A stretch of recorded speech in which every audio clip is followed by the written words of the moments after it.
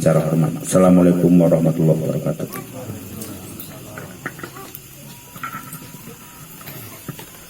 Assalamualaikum warahmatullahi wabarakatuh.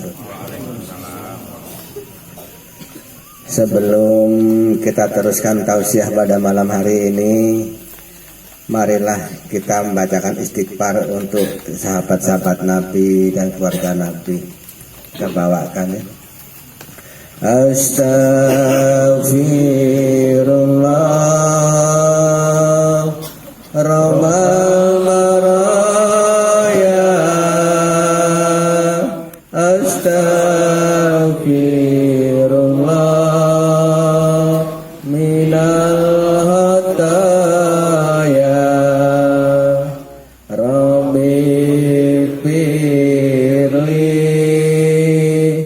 imana fiya wa wajibni amalan maqbulan ya Allah ya Muhammad ya Abi Bakri sini wa Umar Usman wali Siti Fatimah binti Rasuli, Siti Fatimah binti Rasuli. Astaghfirullah Rabbal maraya, astaghfirullah minal hataya, Rabbi firli imana fiya wa wajibni amalan maqbulan ya Allah ya Muhammad ya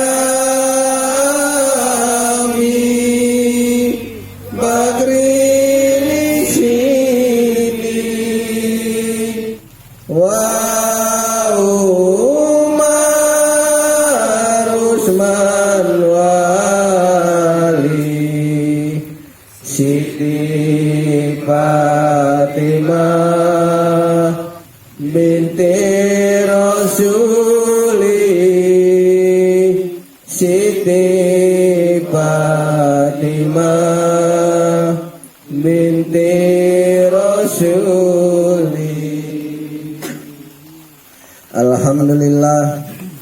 Alhamdulillah wa syukurillah wa nimatil iman bidinil Islam. Asyhadu an la ilaha illallah wahdahu la syarikalah wa asyhadu anna Muhammadan abduhu wa rasuluhu. Qala Allah ta'ala fil kitabil karim, a'udzu billahi minasyaitonir rajim. Bismillahirrahmanirrahim. Inna nahnu nuhyil mauta wa natubu ma qadamu wa asarahum wa kulla syai'in ahsaynahu fi imamin mubin. Sadaqallahul azim.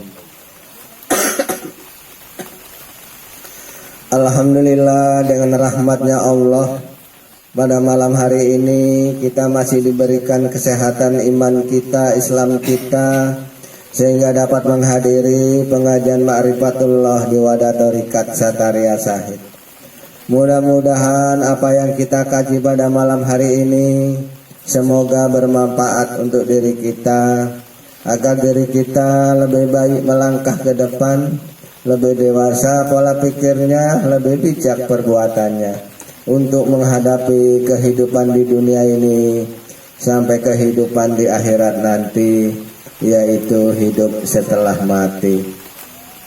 Wahai saudaraku yang hadir pada malam hari ini, sesungguhnya Allah ciptakan bilangan bulan pada 1 tahun itu adalah 12 bulan. Di antara 12 bulan ada 4 bulan yang Allah muliakan, yaitu bulan Muharram, bulan Rajab, bulan Sya'ban, dan bulan Ramadan. Masing-masing bulan ini ada sesuatu, yaitu kemuliaannya.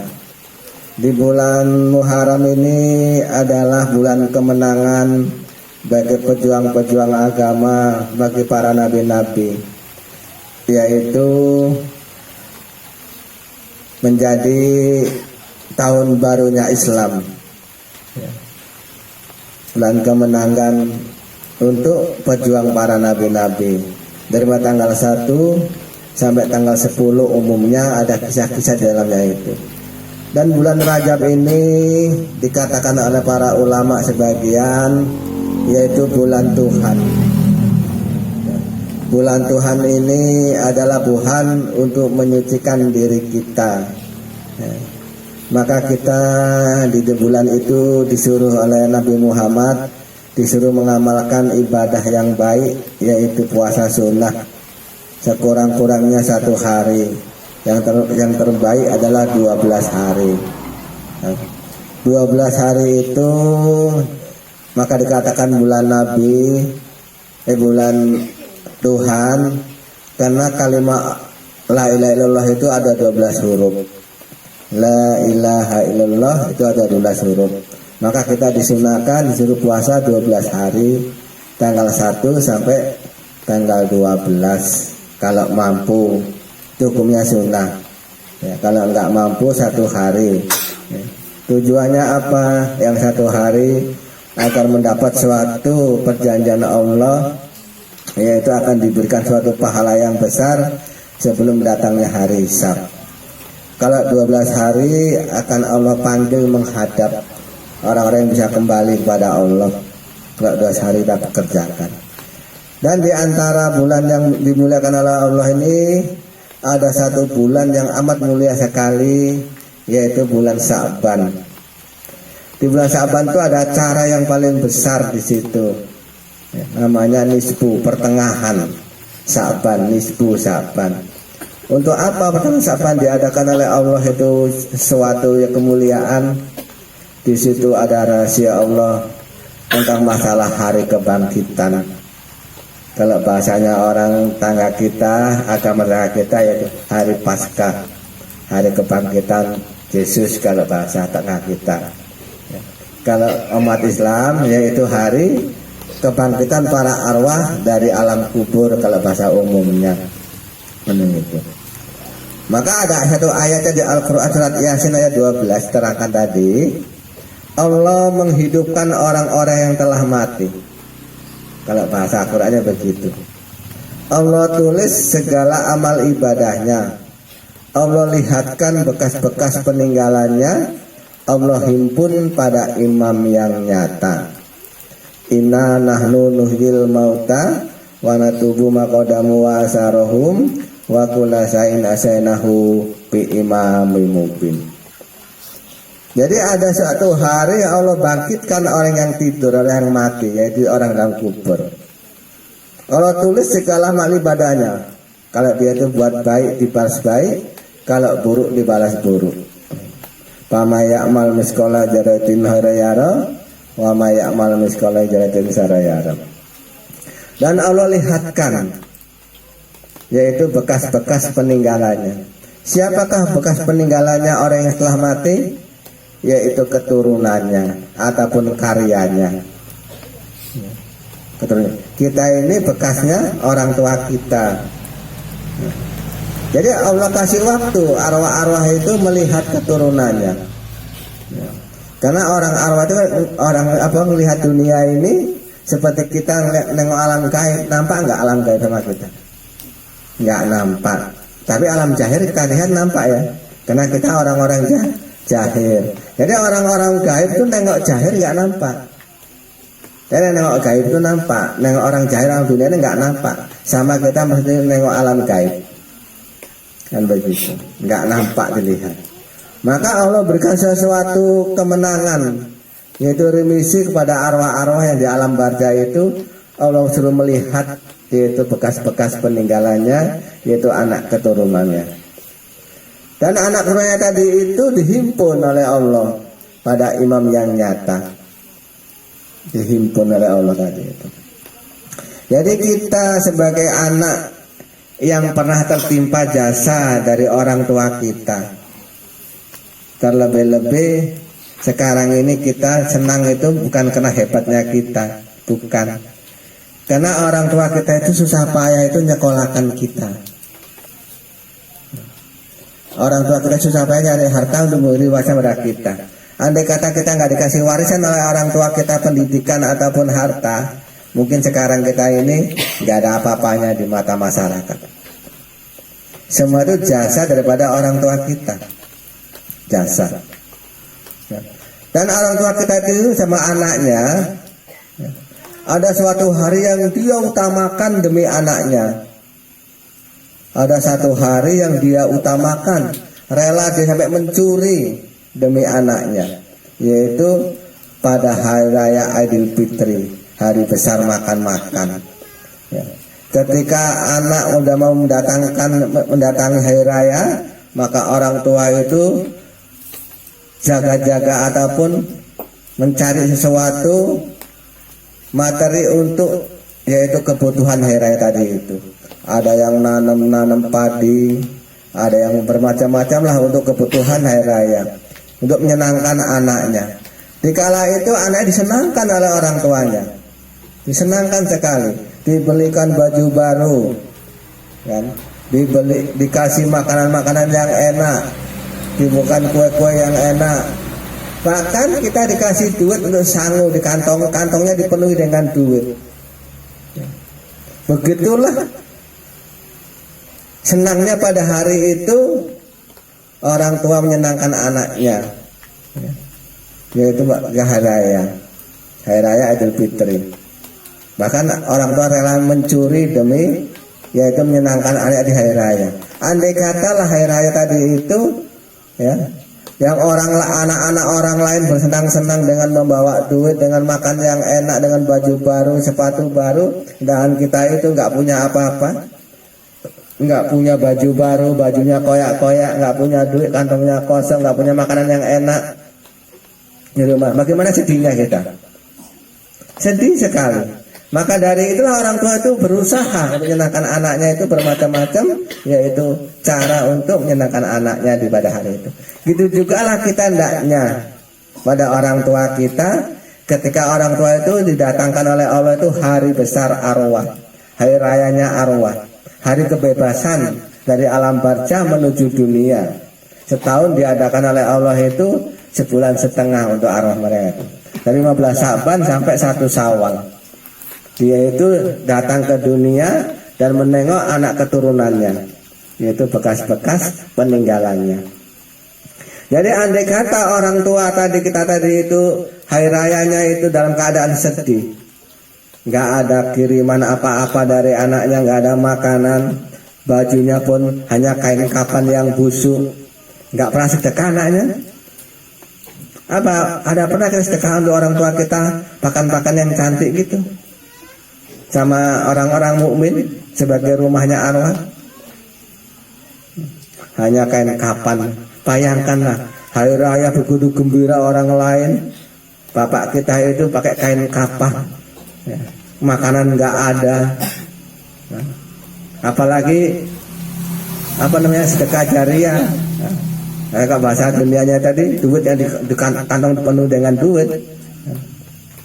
Sementara bapak orang lain bersenang-senang, ya, karena hasil jasa anaknya, menyambut yaitu hari besar, yaitu hari rayanya para arwah nisfu Sa'ban. Sementara kita nggak open oleh orang tua kita. Bagaimana nasib orang tua kita di sana itu dalam keadaan bagaimanalah. Maka dari itu jangan sampai kita nanti terbalas oleh anak kita. Oleh anak kita terbalas. Kan kita semua ini bakal mati. Kita itu bakal masuk alam barza. Karena kita punya kesalahan. Kecuali yang ditolong oleh Allah, yang mendapat ridhonya Allah. Maka kita harus dekat kepada walinya Allah akan mendapat ridhonya. Agar Allah itu meridhoi kita.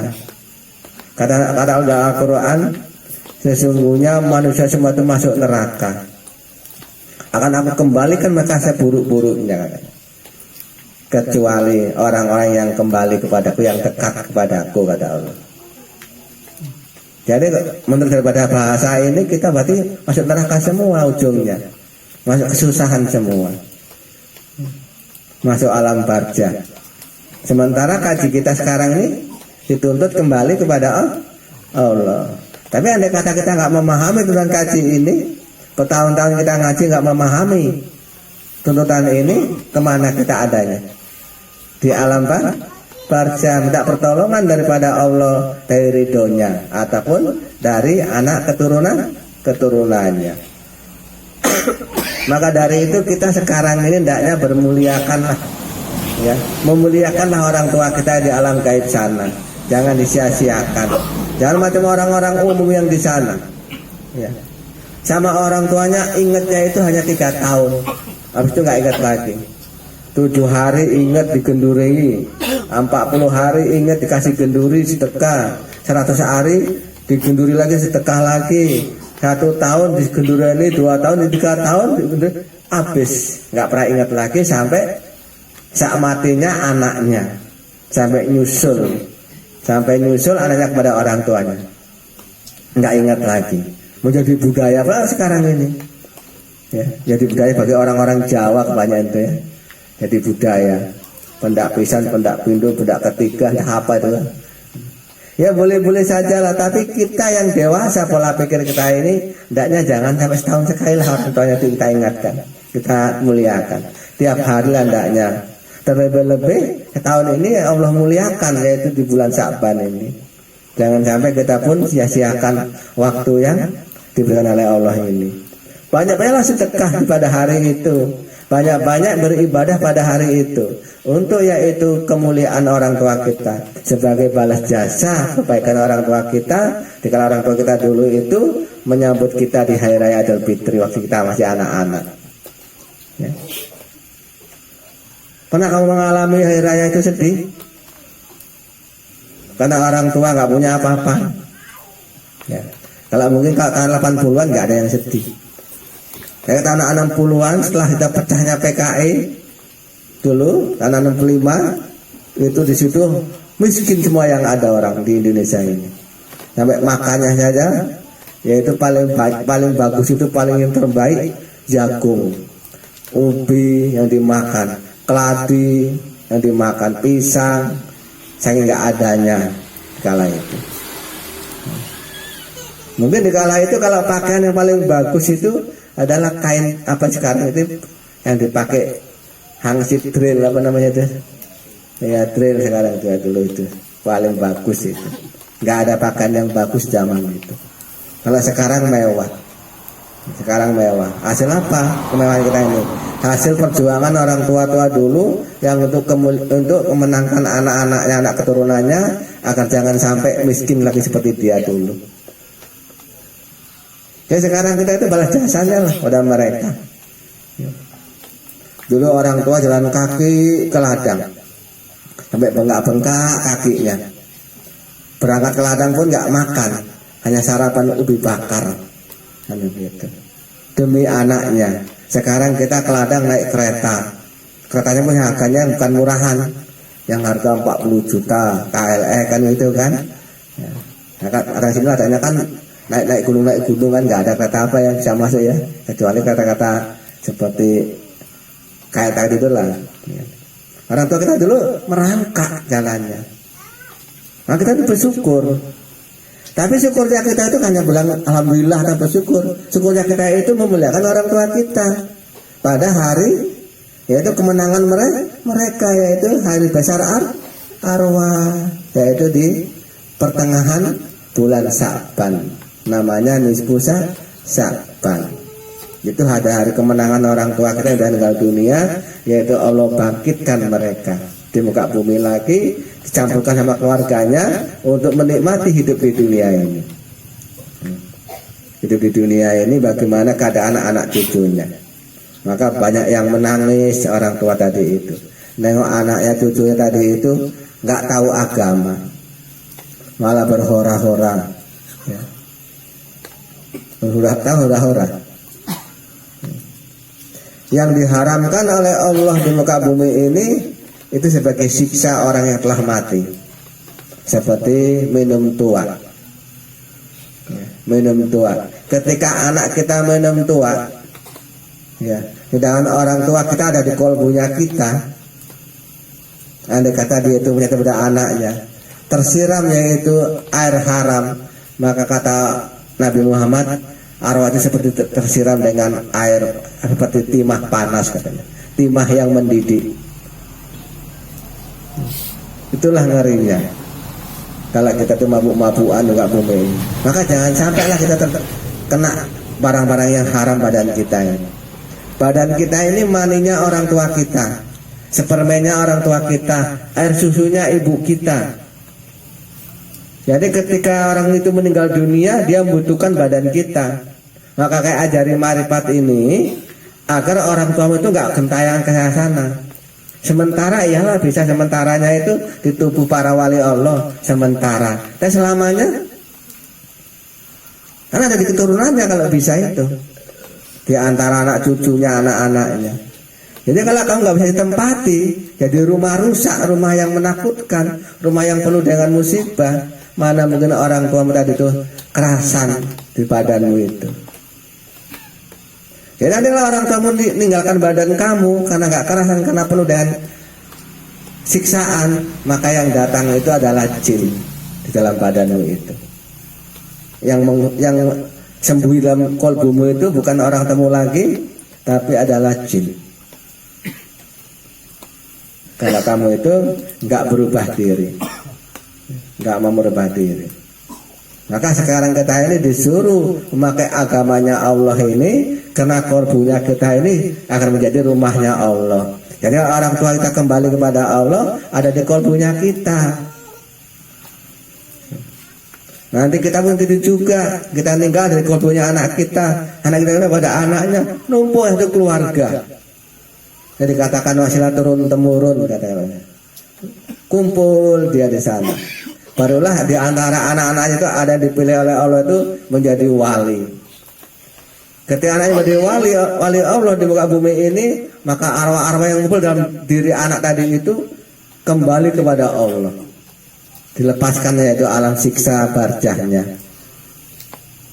Itulah gambarnya, begitu gambarannya. Maka kita sekarang ini jangan main-main lagi. Umur kita sudah tua, utang kita banyak pada orang tua kita, utang jasa. Maka sebelum kita itu meninggalkan dunia ini, bayarlah hutangnya dulu, yaitu kita muliakanlah nisfu Sya'ban untuk kepentingan orang tua kita yang telah mendahului kita. Sekurang-kurangnya kita tuh beramal penuh satu malam dengan ikhlas. Kalau kita nggak punya materi, kalau kita punya materi, ya dua-duanya kita bawa. Materi kita besarkan di situ, banyak-banyak sedekah pada hal-hal yang lain. Ya. Sedekah pada kawan yang lain, sedekah pada kita. Pusinglah di situ tuh kan. Baru kita beramal sampai pagi, dari mulai sore sampai pagi dengan ikhlas, nggak mengeluh. Insya Allah kita akan mendapat kemenangan. Orang tua kita itu nengok kita senang, lalu jadi berdoa kepada Allah. Ya Allah, berikanlah kemuliaan pada anakku, berilah kesehatan pada anakku, panjangkanlah umurnya anakku, dan berilah dia itu sesuatu, yaitu keyakinan yang amat yakin kepadamu ya Allah, agar kamu itu bisa ditolongnya oleh melalui anakku. Didoakan baik kita. Jadi kita dilepaskan oleh Allah daripada yaitu maksiat di muka bumi ini. Dulu kita selalu dikejar-kejar maksiat, diajak kawan sana kawan sini untuk berbuat yang kurang bagus. Sekarang Allah jauhkan sama kawan-kawan tadi itu, dipindahkan kepada orang-orang yang ahli agama. Ya nanti kalau kita udah meninggal dunia, kita akan menikmati suatu nikmat yang amat nikmat sekali yang kita hadapi, yaitu jasa-jasa daripada anak-anak kita, daripada yaitu leluhur doa daripada leluhur kita. Itulah kemenangan orang-orang yang mau yaitu membalas jasa pada orang tua kita. Yang dikatakan anak yang soleh. Anak yang soleh. Anak yang soleh itu kata Allah dijamin masuk surga, dijamin masuk surga. Bukan anak yang soleh itu paling tinggi loh. Bukan di Baitul Ma'mur, bukan di Jannah Firdaus, bukan di Darul Jantul Naim, bukan. Surga asal tadi itu di antara yaitu alam Jabarut dengan alam lahu. Di alam lakusa, yaitu surga Ruqyatullah. Waktu Nabi Muhammad Mi'raj, kisahnya tadi itu ketika dari Sidratul Muntaha dia menuju kepada alamnya Allah, Jibril nggak ikut lagi. Dari langit ke-7 dia tuh naik ke langit yang ke-9, Jibril nggak ikut lagi. Dia jumpa sama orang yang tampan sekali, laki-laki yang tampan. Lalu Nabi Muhammad mengatakan, apakah kamu itu Tuhan? Nabi Muhammad menurut kisahnya itu, apa jawabnya mereka? Ya Rasul, aku bukan Tuhan, aku bukan Allah, aku ini anak yang soleh. Alam yang begitu gelap gulita diterangi dengan cahaya mereka, sehingga yang gaib menjadi nampak. Alam lakusa itu alam yang amat terang benerang, karena dihuni dengan roh-roh yang soleh dan soleh, sehingga yang gaib aja nampak saking terangnya. Itu alam lakusa. Di antara alam lahu dan alam Jabarut, tempatnya roh-roh yang kembali kepada Allah. Di antaranya itu anak yang soleh. Kalau bisa anak soleh itu kita nggak bisa. Jadi anak soleh yang bagaimana? Yang menghargai kedua orang tuanya, yang memuliakan kedua orang tuanya, yang taat kepada Allah dan Rasulnya, yang memuliakan kedua orang tuanya. Bukan yang soleh, bukan yang ahli ibadah. Anak yang soleh itu yang takwa kepada Allah dan Rasulnya dan memuliakan kedua orang tuanya. Ingat-ingat itu. Jadi kalau bisa kita yang merebut anak yang soleh itu. Jangan kita mengharapkan anak kita. Kita itu masih anak-anak kalau dibandingkan oleh bapak kita, ya kan? Jadi kalau kamu itu masih punya bapak di alam gaib dia meninggal, jadi status kamu apa dibanding bapakmu? Anaknya kita masih anak-anak, belum udah tua. Jadi kita itu anak yang soleh. Anak yang soleh itu yang taat kepada Allah dan Rasulnya dan memuliakan kedua orang tuanya. Karena orang tua tadi itu nggak boleh ditaati, yang dimuliakan dan ditaati Allah dan Rasulnya. Jadi terang di Al-Quran terangkan oleh Allah, janganlah kamu angkat bapak-bapakmu menjadi wali apabila mereka dalam kekafiran. Walimu ialah Allah dan Rasulnya, katanya. Jadi anak yang saleh tadi itu taat pada Allah dan Rasulnya dan memuliakan kedua orang tua. Walaupun orang tua kita itu agamanya lain, seperti Nabi Ibrahim, agama bapaknya lain dengan agama dia. Tapi Ibrahim tetap memuliakan bapaknya. Nggak pernah dia itu menjelekkan bapaknya, tetap dimuliakan orang tuanya. Itulah kemenangan Ibrahim menjadi walinya Allah. Jadi itu yang harus kita kejar. Jadi kalau kita bisa kembali kepada Allah karena kita itu nggak terutang jasa dari orang-orang yang mendahului kita, kita bawa orang-orang yang kita cintai menghadap Tuhan kita. Itu dibolehkan oleh Allah. Siapa contohnya? Yaitu Sahabul Kahfi. Seorang wali Allah di zaman Sahabul Kahfi. Dia cinta sekali kepada seekor anjing. Cinta sekali pada seekor anjing. Ketika Sahabul Kahfi meninggal dunia, lalu Allah angkat arwahnya tadi di surga, maka Sahabul Kahfi rindu kepada kawannya dia tadi. Sahabul Kahfi itu seekor anjing tadi. Lalu Sahabul Kahfi mohon kepada Allah, ya Allah datangkanlah kawanku. di surga ini bersamaku. Karena dulu dia itu waktu di dunia tetap bersamaku. Allah kabulkan. Anjing itu adalah binatang yang haram, diharamkan masuk surga. Tapi kalau permintaan sahabul kahfi dikabulkan oleh Allah. Satu ekor anjing bisa masuk surga karena doanya sahabul kahfi. Itu juga orang tua kita walaupun nggak masuk neraka, orang yang jahat. Ketika orang tua tadi itu mempunyai anak yang soleh, kata Nabi Muhammad, mereka akan masuk surga. Barang siapa yang dapat anak yang soleh, orang tuanya akan masuk surga. Kita bisa bawa ke sana. Karena doa kita itu nggak disia-siakan oleh Allah. Doa yang soleh tadi itu, yang bisa yaitu menolong orang tuanya. Jadilah diri kita itu anak yang soleh, yaitu anak-anak yang takwa kepada Allah dan Rasulnya dan memuliakan kedua orang tuanya. Jangan macam tetangga kita yang di sana, orang tuanya dikatakan kafir. Dia beragama, dia sekolahkan orang tuanya. Dia waktu belajar agama pertama kali yang membawa dia itu ke ustadz orang tuanya. Ketika dia itu sudah menjadi sarjana, katanya orang tua dikatakan orang kafir karena nggak sejalan dengan dia. Ada macam gitu itu. Jangan begitu, kita nggak boleh. Tetap kita muliakan orang tua kita, walaupun apa adanya. Dan setelah nanti kita dapat kemenangan dunia dan akhirat. Anak yang soleh itu dikasih oleh Allah itu surga, dunia dan akhirat. Di dunia disenangkan dia, dimuliakan dia oleh Allah, dan di akhirat dia itu bisa menolong keluarganya kembali kepada Allah. Maka di Nubus Sya'ban ini sebagai yaitu alat untuk penebusan, untuk membalas ataupun untuk membayar utang kita terhadap orang tua kita. Karena orang tua kita dulu itu pernah yaitu memuliakan kita di waktu kita itu menghadapi hari raya Idul Fitri. Ya. Pernah kamu rasakan dulu kan? Sekarang kita balaslah jasanya itu ketika orang tua kita itu menghadapi hari raya arwah, kita balaslah dengan seperti dia dulu. Kita sediakan makanan, kita sediakan sangu-sangunya, kita sediakan hiburan. Karena aman-aman bagi kita itu dia itu jadi hiburan, jadi menyenangkan. Kalau sekarang ini kan waktu kita itu nikahkan anak kan di kawan keyboard gitu kan, hiburan kan begitu. Jadi kalau dalam arwah sana itu amalan anak-anak itu menjadi hiburan pada dia, jadi kesenangan, lupa segala-galanya karena hanya senangnya, hilanglah siksa di kala itu. Kita bersedekah sebagai itu sanggup dia, ya.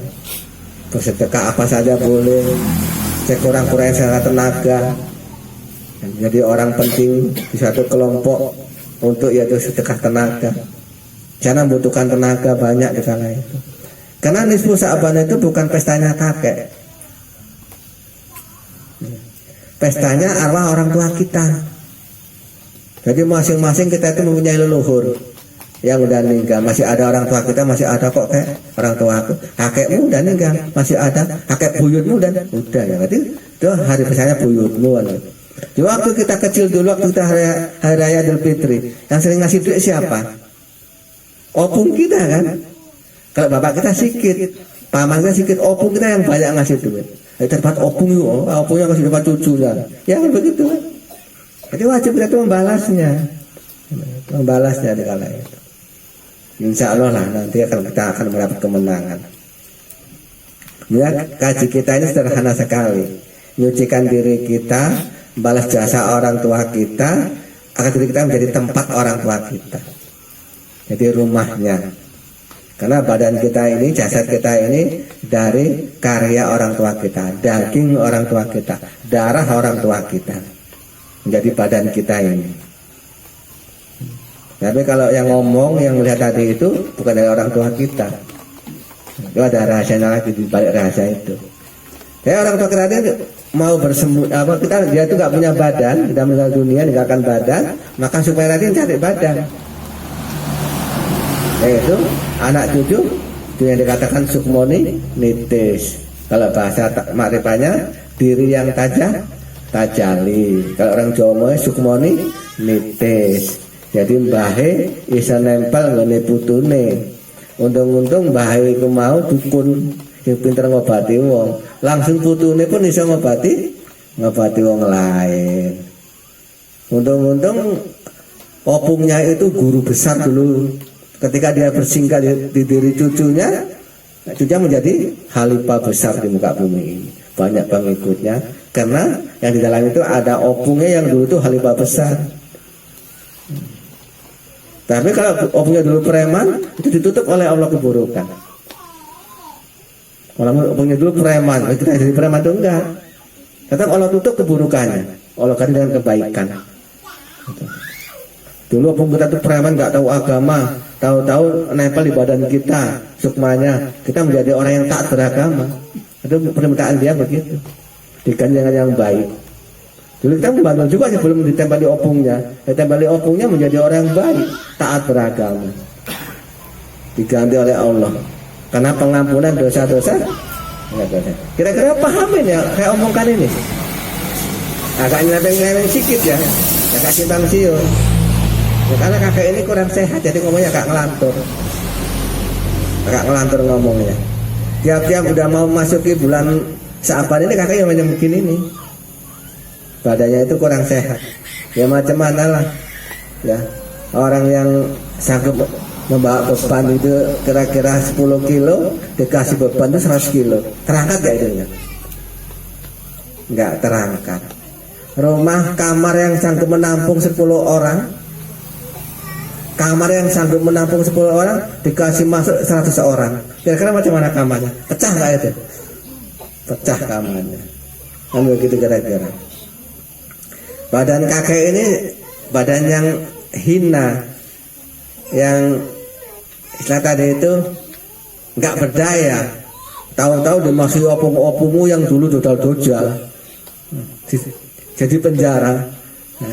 Di penjara di badannya kakek, macam mana kira-kira itu penjaranya deh. Yang masuk itu orang dodal-dodal, tahu dodal, orang dulu bandel-bandel beragama. Karena dia ada permohonan kepada Allah minta dia dosanya, dikereng dia di badannya kakek, dikereng. Macam mana kira-kira? Kerengannya dulu hancur nggak?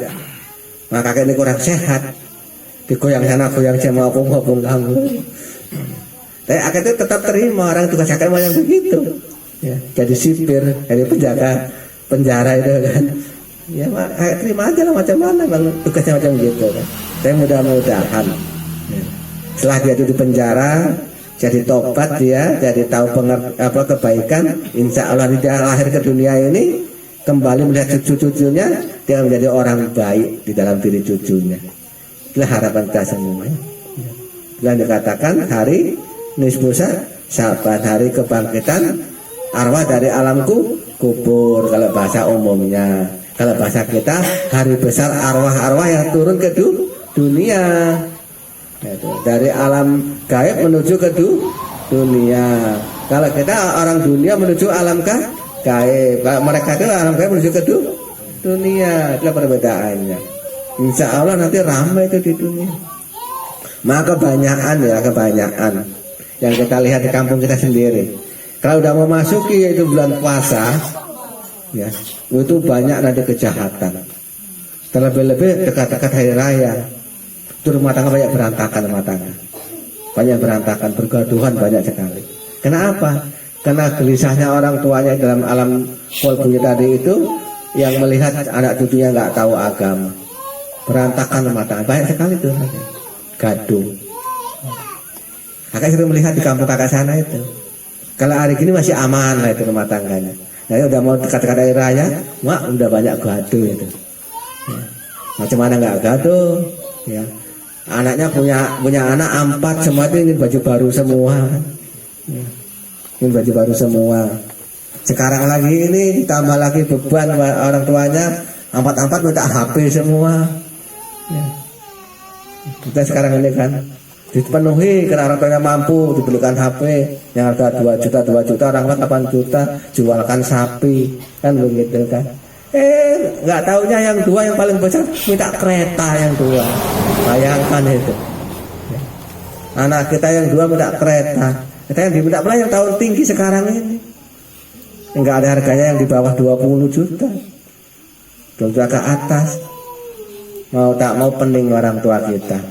Macam mana nih Pak, mau raya, aku mau pergi sana pergi sini, masa aku jalan kaki, kawan-kawan udah naik kereta semua. Mau tak mau menggadekan rumah di bank. Ya. Di apa rumahnya itu dimasukkan ke bank sana, dipinjamkan duit di bank, dibeli kereta. Karena saya sudah minta minyak apa ngisi minyak terus menerus, hanya gak terbayar kreditnya, hanya bangkrut usahanya. Hanya nggak punya rumah gara-gara kita ya, memuliakan anak kita yang nggak mampu tadi. Itu hebatnya orang tua kita ya, ada kita ya. Kita sudah merasakan sekarang ini kan. Jadi kita nanti nggak mau ya, jangan gaduh-gaduh ya gara-gara anak-anak. Jangan gaduh, ibu-ibu jangan gaduh bu sama orang apa suaminya. Ya. Mau raya nanti jangan banyak menuntut. Ya. Dari sekarang inilah ibu nabung. Dari sekarang ini. Nanti kan 1 bulan 2 bulan kemudian kan udah dapat banyak juga itu kan tabungan itu untuk bekal hari raya. Kan. Jadi baju-baju anak-anak sekarang dikreditkan kan itu kan. Kredit cicil dari sekarang ini hari raya udah punya baju semua. Jangan nanti tuh gampang habis waktunya perang rumah tangganya. Kan begitu. Kayak begitu. Hari kita dewasa, cerdas kita tuh sekarang menghadapi kehidupan kita di dunia ini.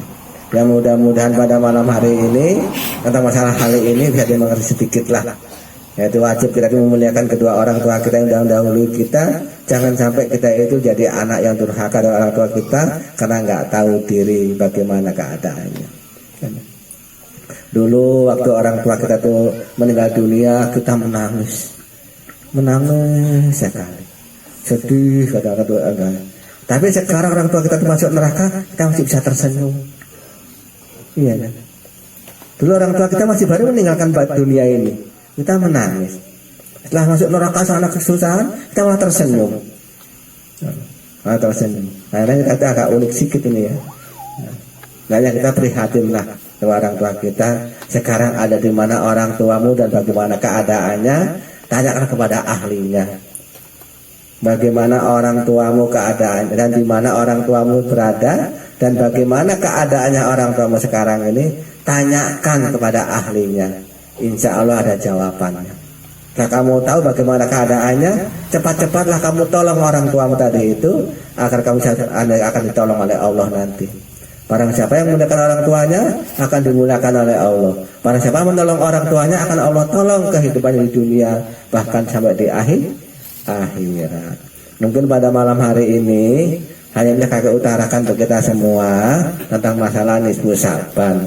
Yang sebentar akan kita masuki yaitu pertengahan Sa'ban. Mungkin sebulan lagi sampai ya. Kita tutup dengan doa. Assalamualaikum warahmatullahi wabarakatuh. Waalaikumsalam warahmatullahi wabarakatuh.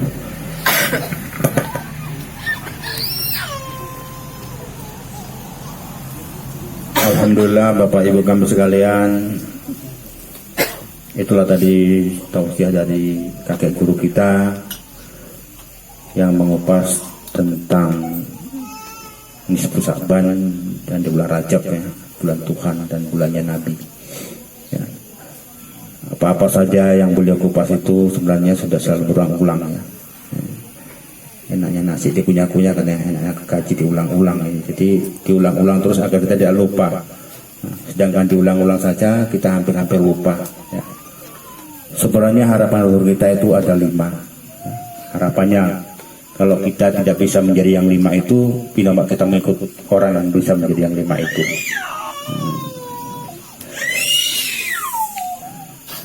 Apa itu dia kan? Yang pertama, kalau kita tidak bisa menjadi habibillah, kekasihnya Allah, ikutlah kita pada orang-orang menjadi kekasihnya Allah. Kalau yang kedua, kalau kita tidak bisa menjadi penyebar ya, penyebar firman-Nya Allah, maka ikutlah kita pada orang-orang yang menjadi penyebar firman-Nya Allah itu, yaitu nabilah ya kan?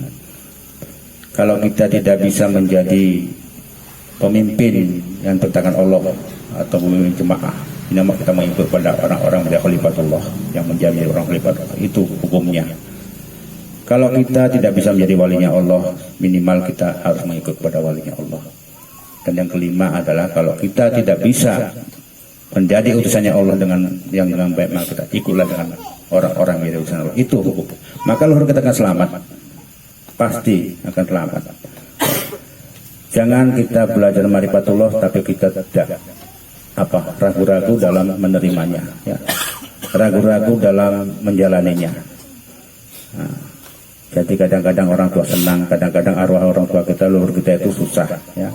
Apalagi ini di bulan Rajab, ya, mau menjelang Syaban ini, mereka akan turun, ya, ke hadapan kita semua, ke kolbu kita masing-masing.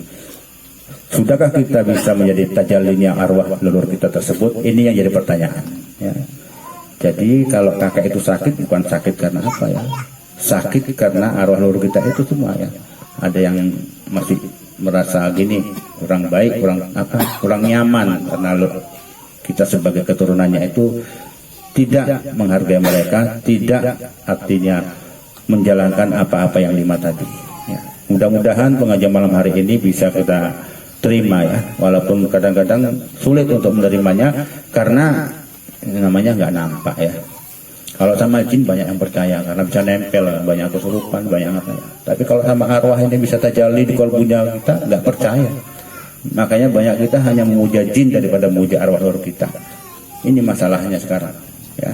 Jadi jangan sampai seperti itu. Percayai bahwa dirimu itu bisa tajallinya arwah leluhur, orang tuamu itu sudah tiada. Maka itu bagus. Kalau dulu orang sakti, orang tua akan sakti kamu, nggak perlu kamu untuk ke dukun-dukun. Orang pintar katanya, dukun bukan orang pintar, dukun bilang orang pintar karena orang bodoh, ya kan? Bukan pintar. Jadi makanya seperti itu, ya. Kalau kita mau memang benar-benar punya ilmu, nah, ilmu laduni yang datangnya dari Allah langsung, maka belajar kamu baik-baik, belajar kita baik-baik tentang ilmu kemarifatan ini pasti, ya.